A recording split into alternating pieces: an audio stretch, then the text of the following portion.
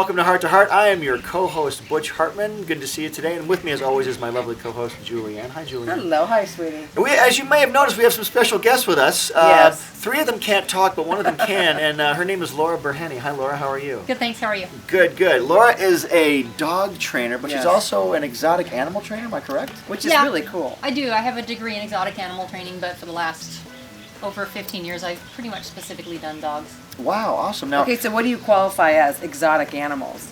Well, dogs, dogs, cats, birds, they're domestic pets. Right. Exotic animals, you could consider, even though potbelly pigs are common Right. as domestic pets, Right. some people would consider them to be exotics, and I have trained quite a number of those. and lions and tigers, you were saying. And Yeah, bears, yeah. haha. Right. Yes, lions I went to Moore Park College, also known as America's Teaching Zoo, and I graduated from there 21 years ago. Wow. Oh, awesome. wow. So I guess she knows what she's doing when she's training animals. Now, the only exotic animals we have are these dogs here. Okay. And this is Winston. Say Yes. hi, Winston. Hi, Winston. That's Hi, Winston. Winston. Now, Winston's very shy. We have a variety of animals. This is Winston. This is Samantha. She's a lab chow mix. This is Samantha. We call her Sammy. Hi, Sammy. She's the And this mother is- of all of the, and well, now- not really physically, but She's kind of like the mother hen of the whole Yeah, bunch. yeah. And this is Lily. Lily, Lily, come come here, here. Lily. This is the crazy one of our family. And we've kind of given Laura a variety of dogs here to see what she would do with each one. Now, first thing I'm going to do is, I guess, ask you, let me see. We'll start with Winston. Winston's a very shy Okay. dog. Now, well, let me just say, Winston was, this is actually my mom's dog, and he was abused. He was the stud in a puppy mill. And he is, as you can tell, is very scared, very frightened of a lot of things. I mean, you hear like a pin drop and he's running across the room. And he never even learned how to eat out of a bowl, actually, because the food was just thrown to him in Yeah. his cage. And so we have to put it on the floor for him. Now, he will drink out of a water bowl, thank good. God. 'Cause I don't know how else we That'd be would- hard to do. yeah. Now, out of curiosity, if I wanted to teach Winston to, I guess maybe come to me, could you do that, or maybe show us how you would maybe teach him to sit? Want him to do something? Yeah, actually, maybe the best thing for him is how do we break him out of this cycle of just terror, constant Right. terror? I think that would be Yeah. it's Yeah. probably- How old more is for he? him. He's 6 years old. Okay. Yeah. Okay, and he's been with your family how long? 4 years. 4 years. Yeah. Okay, so he was 2. Yeah, he was 2. Okay. It's kind of hard because a lot of times fear is genetically based, and so there's only so far you can take it. There are certain things that you can do to make him more comfortable. Fearful dogs are much easier they're much more comfortable if they have a routine. If Okay. they know what is expected. So if they know at 7 o'clock in the morning they get fed, at this time they get walked, at this time they get let out, they are much more comfortable knowing what's going to happen as opposed to walking around, I don't know what's going on, I don't Right, know what's right. going Yeah. on. I So- feel that way too. I feel better that way too. I know. No, exactly. I get really scared if I don't know what's going to happen. Right. So you just wait for Julianne to tell you. Exactly. Right, and that's just what do I do now? Okay, this is what I do. Got it. Exactly. Okay, you feel so much better when somebody else is in charge. Right? Exactly right. Exactly. Yeah. So okay, so So a routine is really important for a very scared dog. Yes. right. Okay. Do you want to try something with him? Or you wanna So bring- what would you do? Like if you came to our house for the first time and you would just assess him, or Well, no. If I came to your house for the first time, which it is the first time. Yes, this is the But first time. This is the first time. But he can't have treats because he has a digestive issue. Right. So we have to find some way else that we can work with him.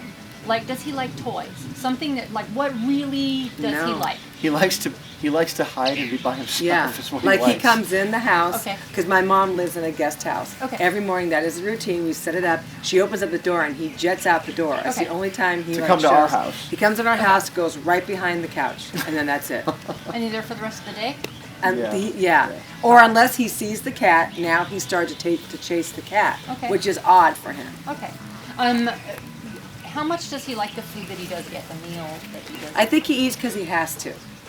So he's a picky eater. Yeah, very picky. But he does like, my mom actually was feeding him people food in the beginning, and he couldn't understand why he was getting so sick. Oh, He poor does like people food, but he can't have it, so.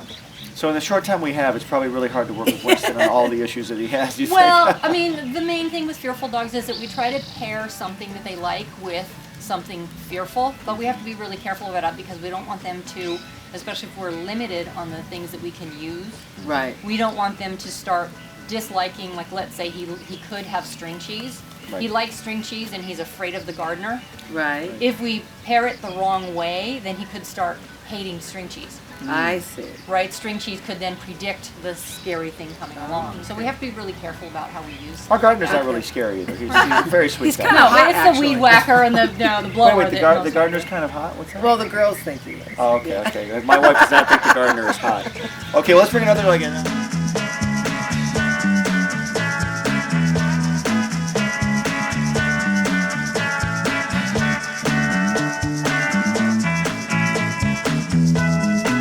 Okay, that's Come here, Winnie. Lily This is Pie. Lily. Come here. No, we call Lily our insane dog. She has tons of energy, and she is always running around. The main thing she does is jump on us all the time. Yeah. She doesn't stop jumping until you say, you have to go, stop jumping, and then she'll stop. Okay, and and then then she'll one other start thing again. that she did, that why we can't have her in the house, is because she would poop on the floor and then pick it up and put it on the couch. Yeah, it was bad. So It was that's bad. when she became an outdoor dog. I don't mean to laugh, but No, it's It's okay. funny. It It is very is. funny until you have to pay all the cleaning bills. And so my husband would say, well, that's why we found her in the pound, because she Yeah. must have done it to somebody And this is else. Samantha, our other dog, by the way. This is Samantha. She's a very good dog. Anyway, Lily, if Lily's jumping on me constantly, right. what would you suggest that I do to stop that? How well does she know how to sit? Doesn't. Not at all. Okay, that's the first thing I would do is I would teach her how to sit, Mm-hmm. right? Because if you tell a dog don't do this, don't do this, don't do this, if you don't, you're creating a void. Okay. And if you don't fill that void with something that you want, Mm-hmm. then she's just going to fill it with something else that's a doggy behavior that we probably are not going to choose. Oh, Okay? okay. So you work on her sit. So she has to sit for everything so that sit becomes her default behavior. Okay. And then rather than allowing her to jump up on you and doing something after the fact, right? That's being reactive. As opposed to proactive, which is when you see her coming to you, you know she's going to jump on you. Okay. She's telling you from 20 feet away, I'm coming at you and I'm going to jump on you. Right. Right? And then she jumps on you and then we get mad at them and they're going, well, why didn't you tell me that 20 feet ago? But I then- told you I was But going to then, jump on you. then there's the human part of you that says I don't want to make her feel bad because she's so excited to see me. I don't want to make her like don't jump on me. But I guess I don't want to make her feel guilty. I guess is You what I'm sound so trying to say. conflicted. I am conflicted. Maybe we should be training him. Maybe this is my yeah. Do you train humans too? That is what dog training is. Yeah, if yeah. I can't change your behavior, I can't change the dog behavior. Right. I've Hey, watched. that's what Caesar. Caesar Milan says that. that. on Yeah, Dog really? Whisperer. He goes, Oh. I rehabilitate dogs. I train people. So- Oh, Yes. okay. Now Lily loves to chase the ball. Come here, Lily. Loves to chase balls. Lily will chase this ball. Right for you. Go there, Lily. There she goes. See, she's always going to get it, and she'll always come back. Okay. And she's so someone trained her before we Yeah. got her really well, so she's good at that. So, okay, so we got to But fill. then she comes back. Wait. Well, she No, sort of okay, she's sort of supposed came to back. come here. Hey, Lily, come here, bring the ball back. Bring it here, Lily. Come here. When she gets too, pet her. Don't take the ball. Pet her. Oh, Got it. okay. There's a good girl. That's Good. Can I take the Good ball now? girl. Yes, you Yeah. can pick up the ball. Ready? Good. No. Okay, there we go Okay. again. See, but that's a really good time for you to practice her sit. Oh. Why are you here? Some pitching arm for her benefit. If Okay. she's not going to do something for you, right. make her sit or make She her does lie down. absolutely or make her, nothing for us. So train her. Yeah, that's Better- good. Hey, I mean, Yeah. you shouldn't have to. You shouldn't have to just sit here and throw the ball for her without her learning something. All she's learning is that hey, you're her pitching arm. Okay, Right. That's true. You might as well go get a tennis ball, That is something true. that spits it out every 30 seconds, so you don't even have to be involved. That's true. Yeah. So people have to realize that just because we have a lot of dogs, and we mostly got them for our kids. We have 2 daughters, and now we have a house full of 5 dogs that I feed and take care of all the time. And I feed. And you feed And and, pick and up the clean up poop. after. And the kids say, "Cool, we have dogs." And off they go. That's Yes. pretty much all they do. But now, so let me ask you, because all these dogs, except for the one, which I'm going to bring out in a minute, the one. The one. Anyway, that's Twinkie. He'll be out here in a minute. But all of these dogs were found in a Shelter. pound. So is there a special training that you do because the dogs have run away or the dogs have been abused or?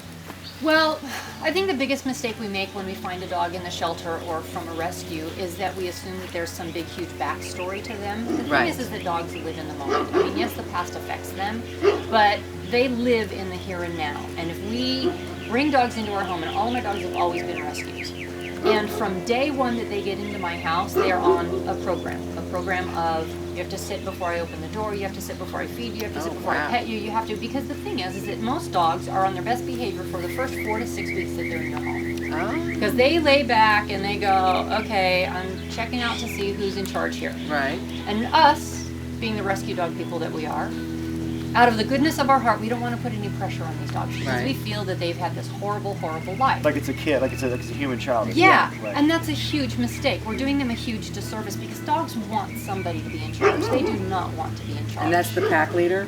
Well, pack theory has nothing to do with people. Okay. Okay, but somebody does have to be the one to make the decisions. I mean, geez, we have the opposable thumbs, Okay. right? We can open the doors, we can get them their food.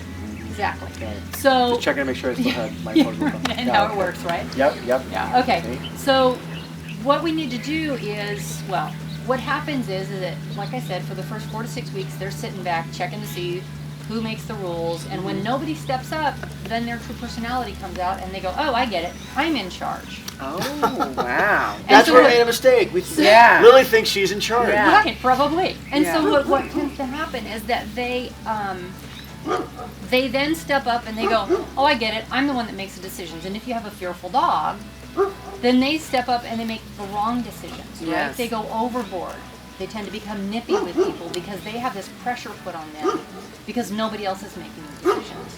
And we're better off putting quite a few restraints on our dogs in the beginning that we can then slack off later. Okay. You know, the ones that Okay. are the ones that are the most inconvenient for us, Right. we can slack off on. Okay. Okay? But what happens is, you know, we give them all this freedom, and then when their true personality starts to come out, we start seeing things that we don't like resource guarding or, you know, not being groomed, that kind of I think stuff. most people Right, most okay. people don't want to work that hard with dogs. They just want to have a dog. Hey, I have a cool dog. Yeah, It's and you my want man's just to best cuddle friend. and- yeah. But nobody wants to really work because it's hard work to have a And dog. especially with like kids, because kids just want to play and they don't really want to, because they think that's being mean to the dog when you give them boundaries, you know, when you Right. discipline them. But my kids will not chase the ball like Lily will. Though. I can throw it all day and they don't even chase it. They say, Right. "Give me money." That's what they say. Yeah. We're gonna go get our last dog, our last Yes. special guest. We call him the One. You want to go get him? Yes. Okay, we'll be right back.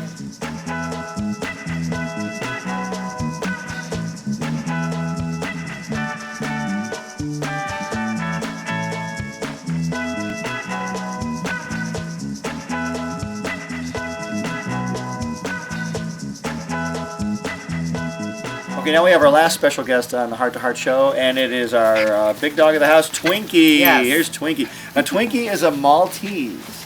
Now, when we first got Twinkie, we said to our dog groomer, "Hey, we got a Maltese," and he went, "Oh, a Maltese." Ah, yes. Yeah, because they look cute on the outside, Yeah, he but was they're this really big.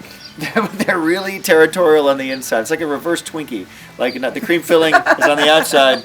That's why his name is Twinkie. But anyway, talk to her about Twinkie. Yeah, he's just, he's mean to the other dogs. Okay. If he does not, he's very He's territorial very about cute. his food. So cute. Okay, this is actually the biggest thing.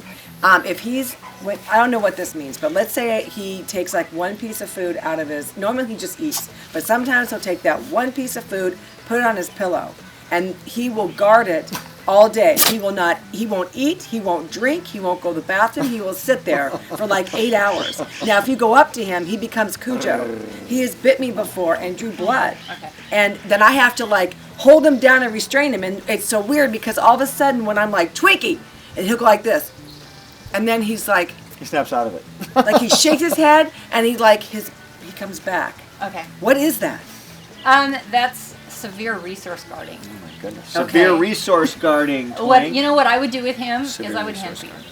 He would not have access to any food that he didn't eat right now, right this very second. He would not be able to take a piece and take it onto his pillow. If one of my dogs guarded from me, I would be so offended. Yeah. I would be so hurt Really? that my dog was guarding from me. I mean, resource guarding it can be a genetic thing, or it can be a borderline, and people can make it worse, right? Right. They tend to make it worse by the dog has something, and then they tease like they're going to take Right. it away, and it just makes the dog want to guard it more. But we kind of have to work against that. We kind of train against that. So, like with this new dog that my husband and I just adopted, anything of value that I have ever handed him, I keep in my hand and I pet him while he's eating it. Okay? Oh, So okay. like a peanut butter stuffed bone or a bully stick or something like that, while he's chewing on it, I'm petting him. I So see. that I'm sharing my thing with him. Positive Okay. reinforcement. Yeah, It's I'm, good you for know, to do yeah, this. it's just basic association. And while you're chewing on this, I'm going to pet you. I'm not trying to take it away from you. I am sharing my thing with you because I never gave up possession of it. You should feed me like that. I know. I Yeah, will. we'll do the same thing From with now her on. and me. Well, now Pet we're him and then feed him. Pet Exactly him and then right. feed him. I respond very well to positive reinforcement, but I won't chase the ball. okay. I might chase the ball. I You don't won't know. lick yourself either, will you? Well, not in front of you. Anyway, La, la, la. well, Laura, thanks for coming on the show today. You're welcome. Now, do you have like one piece of advice for people that would, I don't know, just one like big overall rule about dogs. Well, my motto is try to be your dog's best friend. And I don't think that most people think of it that way. You know, we tend to love our dogs and love how our dogs feel about us. But, I mean, there's a very nice saying out there that says, my goal in life is to be the person my dog thinks I am.